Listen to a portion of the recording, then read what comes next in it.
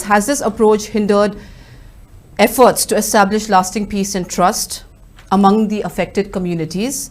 And is there a hint of bias towards a particular community in handling the conflict? What we exactly require at this moment is recovery.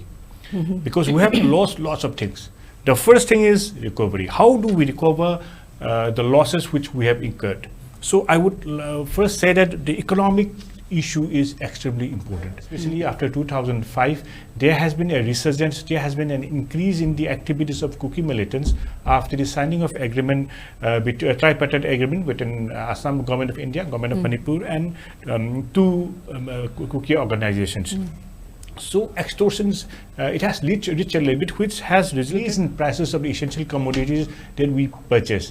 Then the other problem which we are seeing is a manifestation of the problem which we witnessed since May 3, 2023.